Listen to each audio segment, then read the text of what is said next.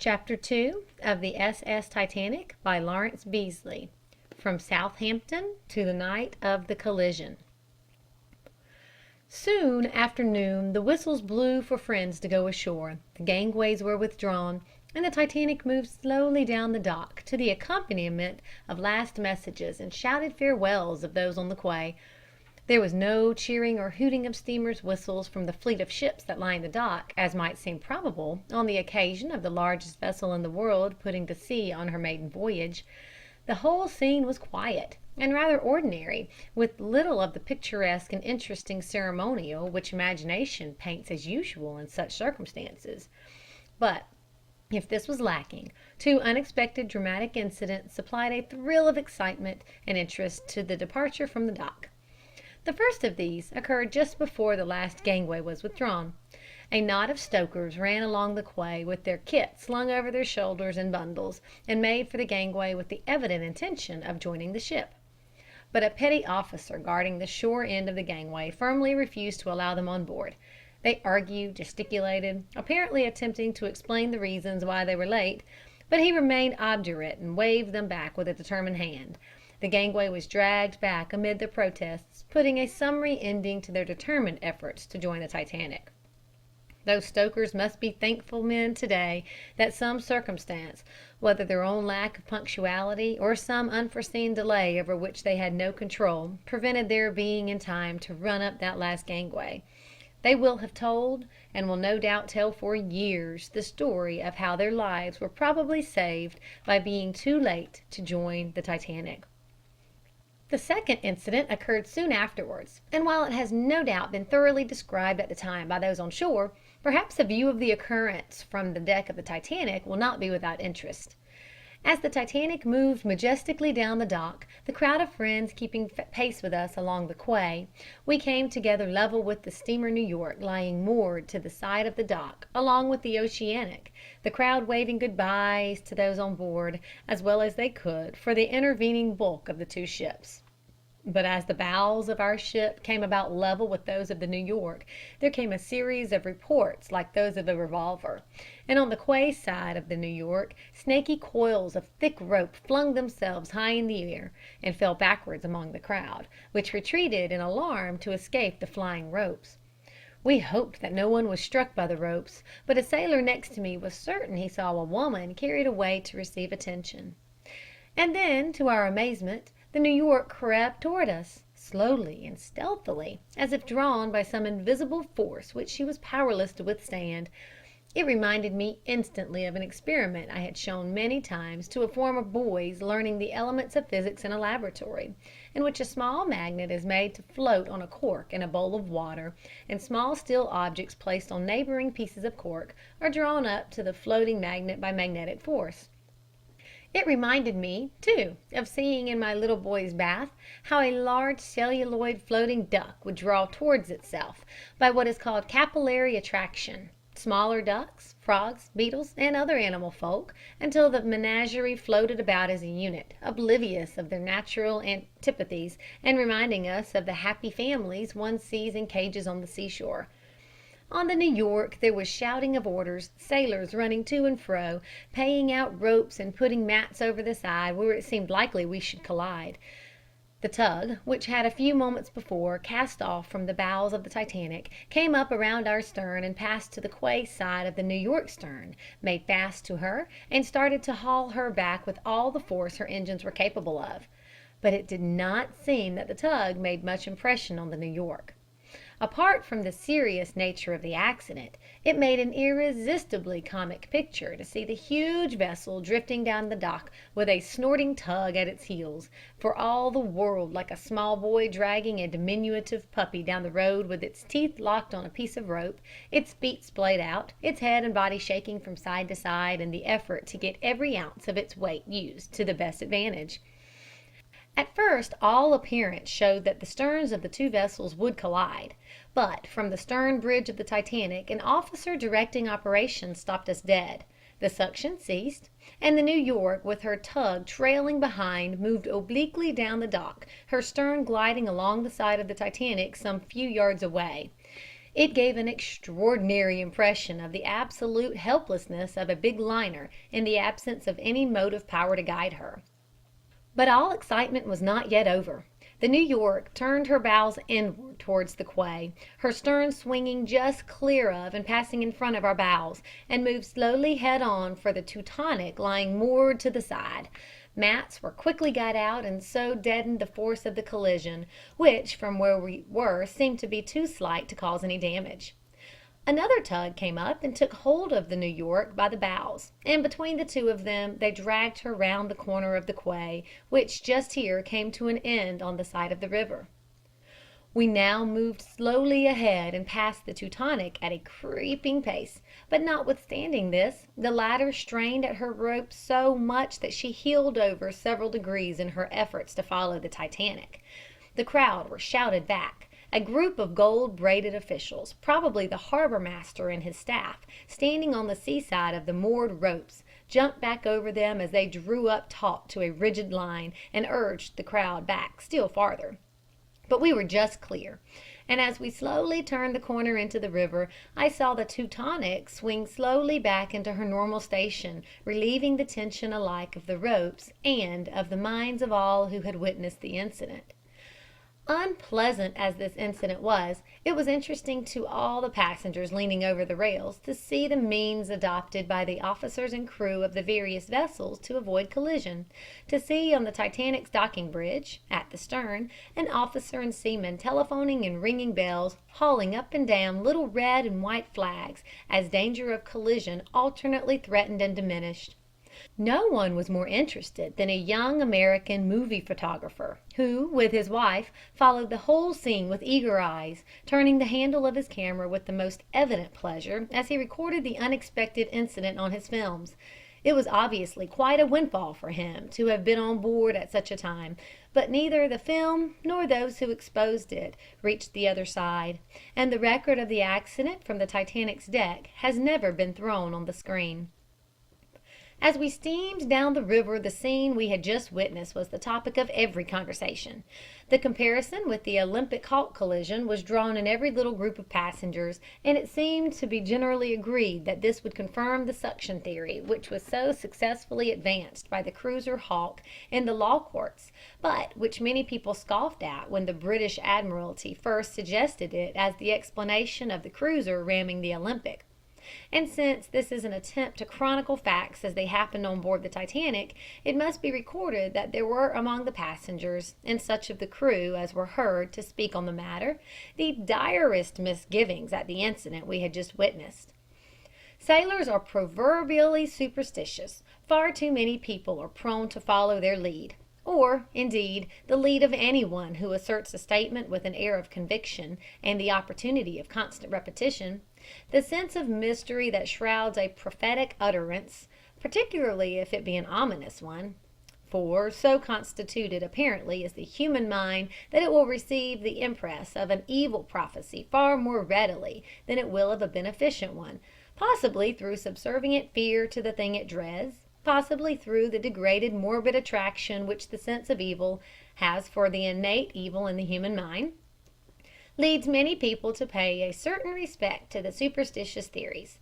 Not that they wholly believe in them, or would wish their dearest friends to know they ever gave them a second thought, but the feeling that other people do so, and the half conviction that there may be something in it after all, sways them into tacit obedience to the most absurd and childish theories. I wish in a later chapter to discuss the subject of superstition in its reference to our life on board the Titanic, but will anticipate events here a little by relating a second so-called bad omen which was hatched at Queenstown. As one of the tenders containing passengers and mails neared the Titanic, some of those on board gazed up at the liner towering above them, and saw a stoker's head, black from his work, in the stokehold below, peering out at them from the top of one of the enormous funnels, a dummy one for ventilation, that rose many feet above the highest deck. He had climbed up inside for a joke, but to some of those who saw him there the sight was seed for the growth of an omen which bore fruit in an unknown dread of dangers to come. An American lady, may she forgive me if she reads these lines, has related to me with the deepest conviction and earnestness of manner that she saw the man and attributes the sinking of the Titanic largely to that. Arrant foolishness, you may say? Yes, indeed, but not to those who believe in it. And it is well not to have such prophetic thoughts of danger passed round among passengers and crew. It would seem to have an unhealthy influence. We dropped down Spithead, past the shores of the Isles of Wight, looking superbly beautiful in new spring foliage, exchanged salutes with a White Star tug lying to in wait for one of their liners inward bound, and saw in the distance several warships with attendant black destroyers guarding the entrance from sea. In the calmest weather we made Cherbourg just as it grew dusk, and left again about 8:30, after taking on board passengers and mails. We reached Queenstown about 12 noon on Thursday, after a most enjoyable passage across the Channel, although the wind was almost too cold to allow of sitting out on deck on Thursday morning. The coast of Ireland looked very beautiful as we approached the Queenstown harbor, the brilliant morning sun showing up the green hillsides and picking out groups of dwellings dotted here and there above the rugged gray cliffs that fringed the coast. We took on board our pilot, ran slowly towards the harbor with the sounding line dropped all the time, and came to a stop well out to sea, with our screws churning up the bottom and turning the sea all brown with sand from below. It had seemed to me that the ship stopped rather suddenly, and in my ignorance of the depth of the harbor entrance, that perhaps the sounding line had revealed a smaller depth than was thought safe for the great size of the Titanic. This seemed to be confirmed by the sight of sand churned up from the bottom, but this is mere supposition. Passengers and mails were put on board from two tenders, and nothing could have given us a better idea of the enormous length and bulk of the Titanic than to stand as far astern as possible and look over the side from the top deck, forwards and downwards to where the tenders rolled at her bows, the merest cockle shells beside the majestic vessel that rose deck after deck above them. Truly, she was a magnificent boat. There was something so graceful in her movement as she rode up and down on the slight swell in the harbor, a slow, stately dip and recover, only noticeable by watching her bows in comparison with some landmark on the coast in the near distance. The two little tenders tossing up and down like corks beside her illustrated vividly the advance made in comfort of motion from the time of a small steamer. Presently the work of transfer was ended, the tenders cast off, and at 1:30 p.m., with the screws churning up the sea bottom again, the Titanic turned slowly through a quarter circle until her nose pointed down along the Irish coast, and then steamed rapidly away from Queenstown, the little house on the left of the town gleaming white on the hillside for many miles astern. In our wake soared and screamed hundreds of gulls, which had quarreled and fought over the remnants of lunch pouring out of the waste pipes as we lay to in the harbor entrance, and now they followed us in the expectation of further spoil. I watched them for a long time, and was astounded at the ease with which they soared and kept up with the ship with hardly a motion of their wings. Picking out a particular gull, I would keep him under observation for minutes at a time, and see no motion of his wings downward or upwards to aid in his flight. He would tilt all of a piece to one side or another, as the gusts of wind caught him, rigidly unbendable, as an airplane tilts sideways in a puff of wind. And yet, with graceful ease, he kept pace with the Titanic, forging through the water at 20 knots. As the wind met him, he would rise upwards and obliquely forwards, and come down slantingly again, his wings curved in a beautiful arch, and his tail feathers outspread as a fan. It was plain that he possessed of a secret we are only just beginning to learn, that of utilizing air currents as escalators up and down which he can glide at will with the expenditure of the minimum amount of energy, or of using them as a ship does when it sails within 1 or 2 points of a headwind. Aviators, of course, are imitating the gull, and soon perhaps we may see an airplane or a glider dipping gracefully up and down in the face of an opposing wind, and all the time forging ahead across the Atlantic. The gulls were still behind us when night fell, and still they screamed and dipped down into the broad wake of foam which we'd left behind. But in the morning they were gone. Perhaps they had seen in the night a steamer bound for their Queenstown home and had escorted her back. All afternoon we steamed along the coast of Ireland, with grey cliffs guarding the shores, and hills rising behind, gaunt and barren.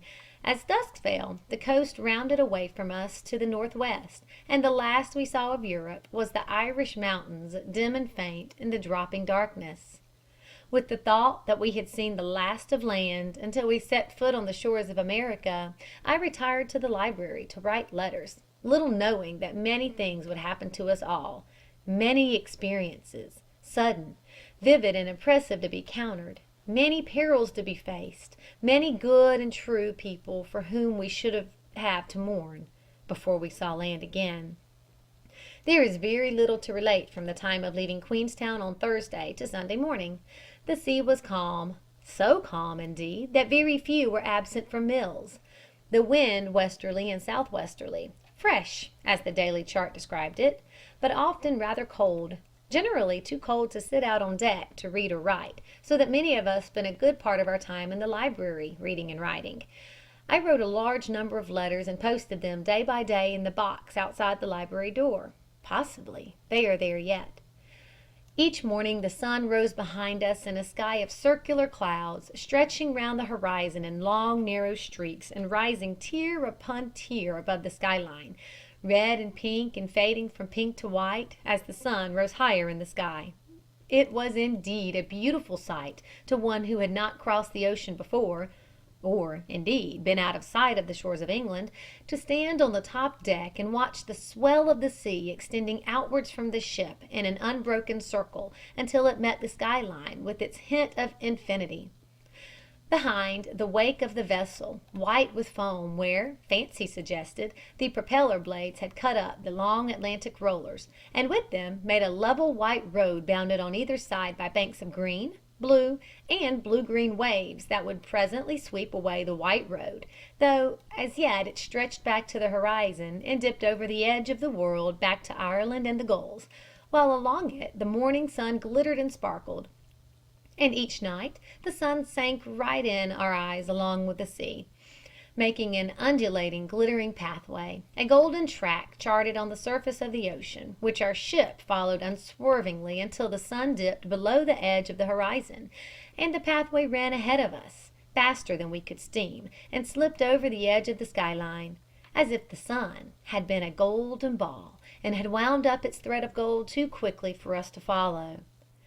From 12 noon Thursday to 12 noon Friday, we ran 386 miles. Friday to Saturday, 519 miles, and Saturday to Sunday, 546 miles.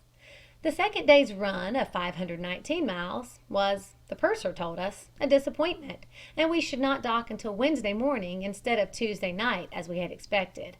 However, on Sunday we were glad to see a longer run had been made, and it was thought we should make New York after all on Tuesday night. The purser remarked, "They are not pushing her this trip, and don't intend to make any fast running. I don't suppose we shall do more than 546 now. It is not a bad day's run for the first trip." This was at lunch, and I remember the conversation then turned to the speed and build of Atlantic liners as factors in their comfort of motion.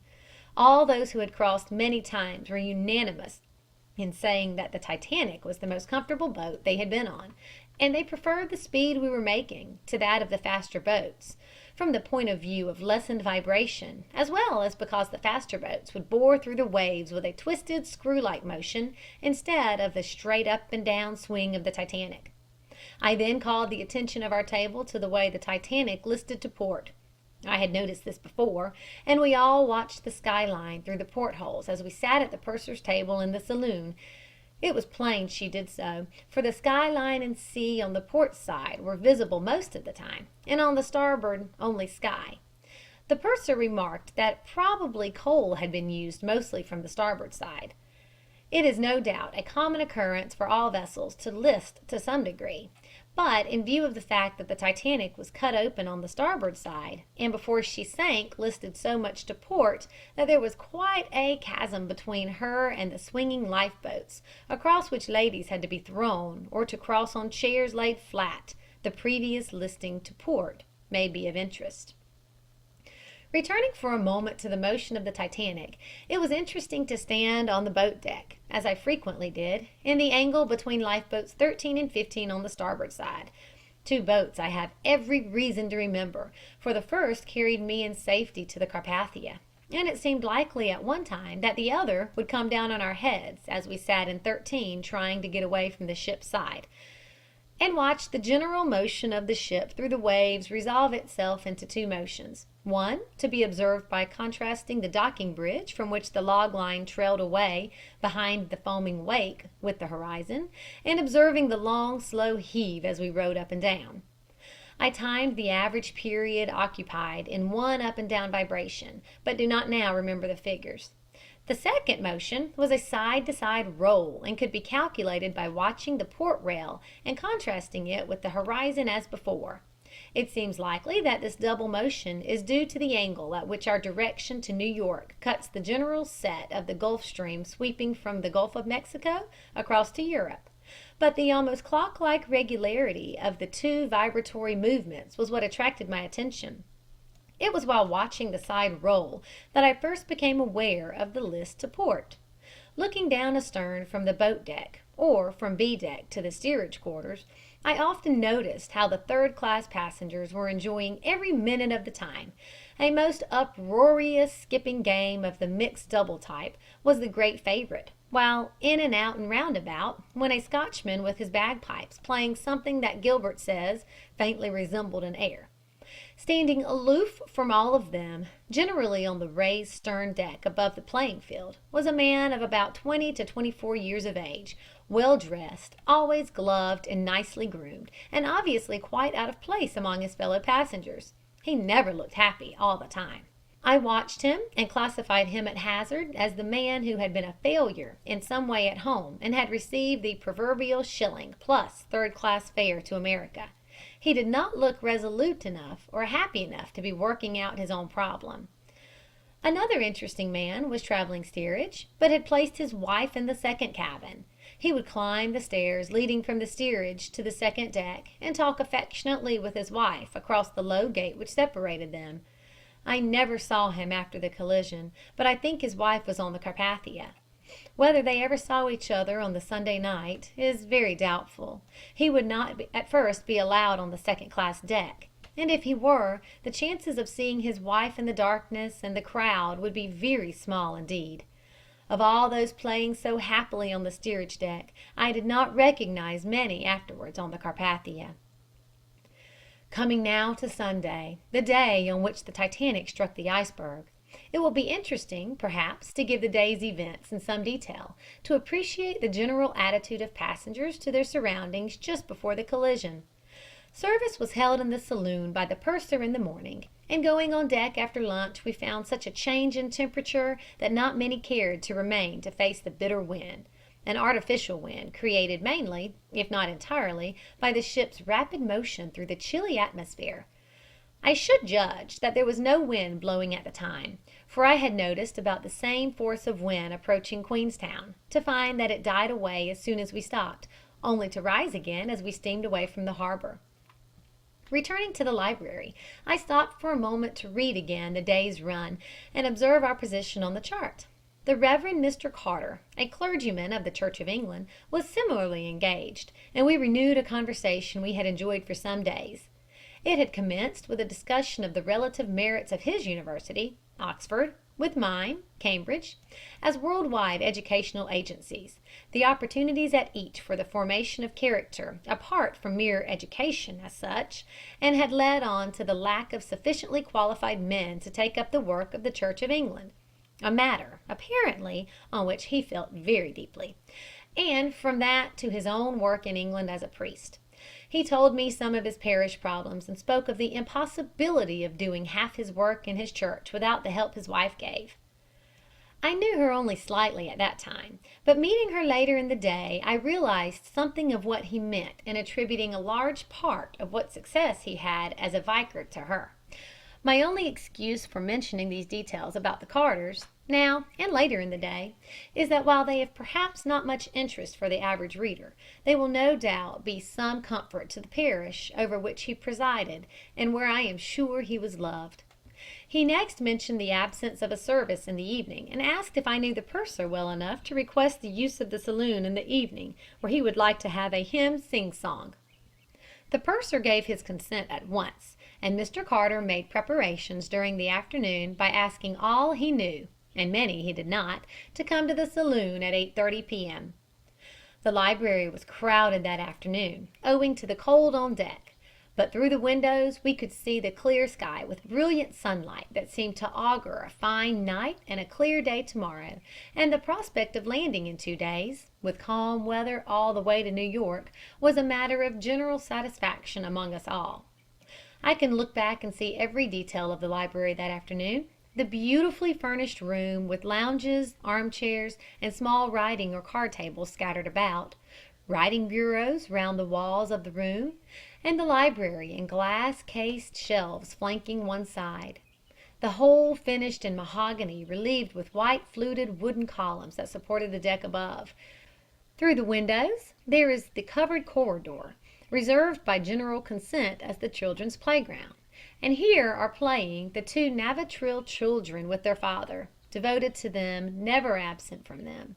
Who would have thought of the dramatic history of the happy group at play in the corridor that afternoon?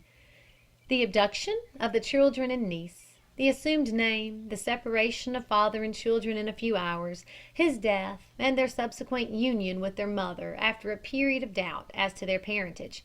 How many more similar secrets the Titanic revealed in the privacy of family life, or carried down with her untold, we shall never know. In the same corridor is a man and his wife with 2 children, and one of them he is generally carrying. They are all young and happy. He is dressed always in a gray knickerbocker suit, with a camera slung over his shoulder. I have not seen any of them since that afternoon. Close beside me, so near that I cannot avoid hearing scraps of their conversation, are 2 American ladies, both dressed in white, young, probably friends only. One has been to India and is returning by way of England. The other is a school teacher in America, a graceful girl, with a distinguished air heightened by a pair of pince nez. Engaged in conversation with them is a gentleman who I subsequently identified from a photograph as a well-known resident of Cambridge, Massachusetts, genial, polished, and with a courtly air towards the 2 ladies, whom he has known but a few hours. From time to time, as they talk, a child acquaintance breaks in on their conversation and insists on their taking notice of a large doll clasped in her arms. I have seen none of this group since then. In the opposite corner are the young American movie photographer and his young wife, evidently French, very fond of playing patience, which she is doing now, while he sits back in his chair watching the game and interposing from time to time with suggestions. I did not see them again. In the middle of the room are 2 Catholic priests, one quietly reading, either English or Irish, and probably the latter. The other, dark, bearded, with broad-brimmed hat, talking earnestly to a friend in German, and evidently explaining some verse in the open Bible before him. Near them, a young fire engineer on his way to Mexico, and of the same religion as the rest of the group. None of them were saved. It may be noted here that the percentage of men saved in the 2nd class is the lowest of any other division, only 8%. Many other faces recur to thought, but it is impossible to describe them all in the space of a short book. Of all those in the library that Sunday afternoon, I can remember only 2 or 3 persons who found their way to the Carpathia. Looking over this room, with his back to the library shelves, is the library steward, thin, stooping, sad-faced, and generally with nothing to do but serve out books. But this afternoon he is busier than I have ever seen him, serving out baggage declaration forms for passengers to fill in. Mine is before me as I write. Form for non-residents in the United States. Steamship Titanic, number 31444D, etc. I had filled it in that afternoon and slipped it into my pocketbook instead of returning it to the steward. Before me, too, is a small cardboard square. White Star Line, RMS Titanic, 208. This label must be given up when the article is returned. The property will be deposited in the purser's safe. The company will not be liable to passengers for the loss of money, jewels, or ornaments, by theft or otherwise, not so deposited. The property deposited in my case was money, placed in an envelope, sealed with my name written across the flap, and handed to the purser. The label is my receipt. Along with other similar envelopes, it may still be intact in the safe at the bottom of the sea, but in all probability it is not, as will be seen presently. After dinner, Mr. Carter invited all who wished to the saloon, and with the assistance at the piano of a gentleman who sat at the purser's table opposite me, a young Scotch engineer going out to join his brother fruit farming at the foot of the Rockies, he started some 100 passengers singing hymns. They were asked to choose whichever hymn they wished, and with so many to choose, it was impossible for him to do more than just have the favorites sung. As he announced each hymn, it was evident that he was thoroughly versed in their history. No hymn was sung but that he gave a short sketch of its author, and in some cases a description of the circumstances in which it was composed. I think all were impressed with his knowledge of hymns and with his eagerness to tell us all he knew of them. It was curious to see how many chose hymns dealing with dangers at sea. I noticed that the hushed tone with which all sang the hymn for those in peril on the sea.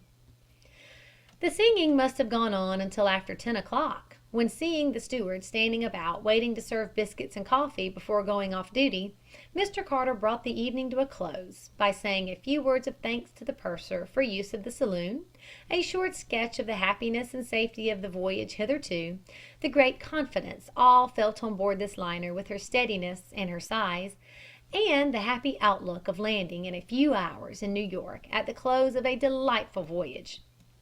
And all the time he spoke, a few miles ahead of us lay the peril on the sea that was to sink this great liner, with many of those on board who listened with gratitude to his simple, heartfelt words. So much for the frailty of human hopes, and for the confidence reposed in material human designs. Think of the shame of it, that a mass of ice, of no use to anyone or anything, should have the power to fatally injure the beautiful Titanic, that an insensible block should be able to threaten, even in the smallest degree, the lives of many good men and women who think and plan and hope and love, and not only to threaten, but to end their lives. It is unbearable. Are we never to educate ourselves to foresee such dangers and prevent them from happening? All the evidence of history shows that laws unknown and unsuspected are being discovered day by day. As this knowledge accumulates for the use of man, it is not certain that the ability to see and destroy beforehand the threat of danger will be one of the privileges the whole world will utilize. May that day come soon. Until it does, no precaution too rigorous can be taken. No safety appliance, however costly, must be omitted from a ship's equipment. After the meeting had broken up, I talked with the Carters over a cup of coffee, said good night to them, and retired to my cabin at about 11:15. They were good people, and this world is much poorer by their loss. It may be a matter of pleasure to many people to know that their friends were perhaps among that gathering of people in the saloon, and that, at the last, the sound of the hymn still echoed in their ears as they stood on the deck so quietly and courageously. Who can tell how much it had to do with the demeanor of some of them and the example this would set to others? End of Chapter 2 of SS Titanic by Lawrence Beesley.